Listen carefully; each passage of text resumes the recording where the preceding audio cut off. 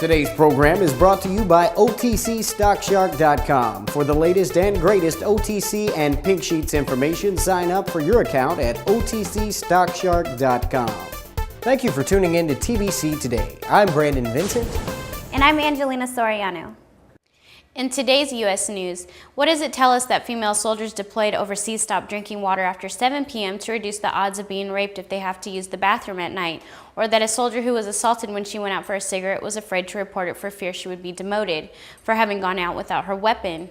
Or that, as Representative Jane Harman puts it, a female soldier in Iraq is more likely to be raped by a fellow soldier than killed by enemy fire? The fight over Don't Ask, Don't Tell made headlines this winter as an issue of justice in history and the social evolution of our military institutions. We've heard much less about another set of hearings in the House Armed Services Committee. Commanders still don't ask, and too many victims still won't tell about the levels of violence endured by women in uniform. The Pentagon's latest figures show that nearly 3,000 women were sexually assaulted in 2008, up 9% from the year before. Among women serving in Iraq and Afghanistan, the number rose 25%. When you look at the entire universe of female veterans, close to a third say they were victims of rape or assault while they were serving. This is twice the rate in the civilian population. The problem is even worse than that. The Pentagon estimates that 80 to 90% of sexual assaults go unreported, and it's no wonder. A Government Accountability Office report concluded that most victims stay silent because of the belief that nothing would be done, fear of ostracism, harassment, or ridicule, and concern that peers would gossip. More than half feared that they would be labeled troublemakers. A civilian who is raped can get confidential or privileged advice from her doctors, lawyers, and victim advocates. A civilian who knows her assailant has a much better chance of avoiding him than does a soldier at a remote base, where filing charges can be a career killer, not for the assailant, but the victim. Women worry that they will be removed from their units for their own protection and talk about not wanting to undermine their missions or the cohesion of their units. And then some just do the math. Only 8% of cases that are investigated end in prosecution, compared with 40% for civilians arrested for sex crimes. Astonishingly, about 80% of those convicted are honorably discharged nonetheless. A lot of my male colleagues believe that the only thing a general needs to worry about is whether he can win a war, says Congresswoman Loretta Sanchez of the Armed Services Committee. People are not taking this seriously.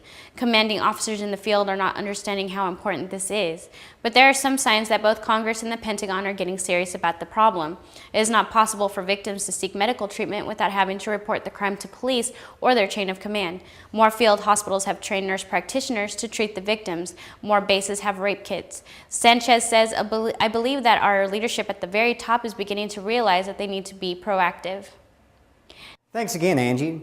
In today's financial news, investors celebrating the new bull market's first birthday this week may remember a less happy milestone on Wednesday, the 10-year anniversary of the peak of the technology stock bubble. The great debate among stock market analysts these days is whether the market has finally worked off years of excessive prices and can return to steady growth. Optimists argue that two brutal bear markets have left the stocks cheap and attractive, especially if the government's economic recovery initiatives succeed. They saw investors who were too optimistic in the 90s and are too pessimistic now, and that a recovery in corporate performance could offer investors happy surprises. But some of those who warned of trouble a decade ago are worried again today. They say government interventions in the economy and the market in 1998, 2001, and 2008 kept stocks from fully correcting. Some see signs of bubbles starting to inflate again, notably in certain developing country stocks. The uncertainty has fueled a prolonged debate between two old friends, renowned economists Robert Shiller and Jeremy Siegel. They say they've been chewing over the issue during vacations together at the New Jersey shore. Mr. Shiller, a Yale University professor whose book Irrational Exuberance warned of the tech bubble just before it burst in 2000, still worries about the market's future. Professor Siegel of the University of Pennsylvania's Wharton School, whose book Stocks for the Long Run was the Bible for many investors in the 90s, is bullish. Each of them can marshal a slew of data to bolster his viewpoint. Their reputations as forecasters may be affected by which of them winds up being correct. The past decade has been a lost one for stock investors. The Dow Jones Industrial Average finished at 10,552.52, up 61% from the recession low a year ago, about halfway back to its record high of 14,164.53 in October. The blue chips are trading at a level that they first reached in April of 1999. One concern of pessimistic analysts, such as Mr. Schiller, is that despite the two-year bear markets, stocks have spent almost all of their time since 1991 priced about historic averages. History suggests that when stock prices are high, performance in ensuing years is disappointing. None of these analysts is predicting another decade as bad as the last one. The market today is a long way from the price excesses of 2000. They aren't predicting when the market will run into trouble. Sooner or later, they contend, perhaps when the government's heavy stimulus wanes, stock could face disappointing returns and even some scary ups and downs. Think you're too busy to work out? Think again.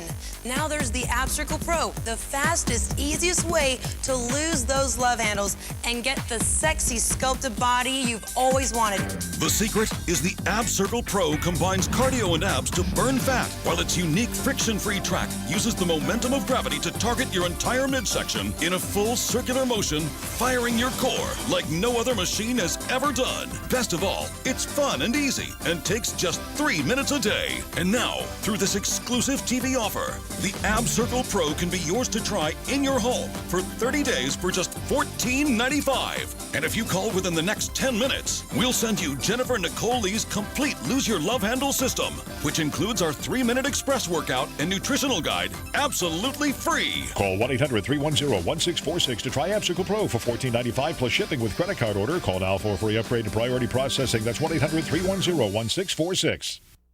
Thank you, Brandon. In today's entertainment news, the sequel to Phantom of the Opera, one of the biggest musicals of all time, opened in London on Tuesday amid disquiet among die-hard fans who have been posting opinions online since previews began 2 weeks ago. Composer Andrew Lloyd Webber was sufficiently worried about the internet chatter to criticize it in a recent newspaper interview, although he remained confident that Love Never Dies would have a happy ending. The main forum for debate has been the website of theater publication What's on Stage. Over 850 messages have been posted since February 22nd, when Steve10086 described the musical as boring.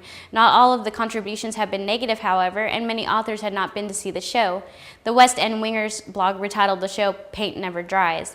Lloyd Webber, who recently underwent treatment for prostate cancer, described those already attacking the new production as belonging to a sad culture of people who live only by the old Phantom of the Opera. On the musical's own website, one blogger summed up the mood among many fans. Not great. Well, there will never be anything as good as Phantom, that's for sure. In some ways, Phantom is the hardest act to follow, having broken records with more than 9,000 performances in London alone, the longest run in Broadway history, and performances before more than 100 million people since it opened in 1986. The new musical continues the story of the Phantom, who has left his lair at the Paris Opera House and 10 years later is haunting the fairgrounds of New York Coney Island. In today's fashion news, Hollywood actress Lindsay Lohan's design career has ended after a single collection for Parisian label Emmanuel Ungaro, leaving the fashion world divided over whether her work was a disaster or a much-needed bit of fun. Ungaro designer Estrella Arcs, who worked with Lohan on last year's widely panned show of buttock-revealing dresses and strippers' nipple stickers, showed her second Ungaro collection last week. She said Lohan had no hand in it. Their joint collection has just hit the shops, but Lohan has gone back to buying rather than producing fashion. She was seen at Roberto Cavalli in Milan and was invited to Dior in Paris last week. Online boutique Net-a-Porter.com dropped Ungaro after Lohan's debut, but others have been positive. I love the little short silk dresses that Lindsay and Estrella designed. They were great colors. It was fun, short, and sexy. Stephanie Solomon, fashion director at Bloomingdale's, told Reuters at the Ungaro show. She predicted that Lohan's style would attract a younger crowd, which was the reason why Ungaro originally hired the actress. The fashion house now appears to be uncertain over whether it should pretend the Lohan collection never happened or be proud of its Hollywood connection. A week before the show, Ungaro's press department firmly said that the actress was still working as artistic advisor. At the show, Arcs said just as firmly that Lohan was not involved. Either way, the clothes were slightly more subtle this time around. A short black polka dot dress was accessorized with grass green shoes, bag, and belt, while a vibrant purple and pink dress was matched with red shoes. Solomon said, "I don't know if Lohan's departure makes any difference. It all comes down to the clothes." Thank you for tuning in to TBC Today. I'm Brandon Vincent. And I'm Angelina Soriano.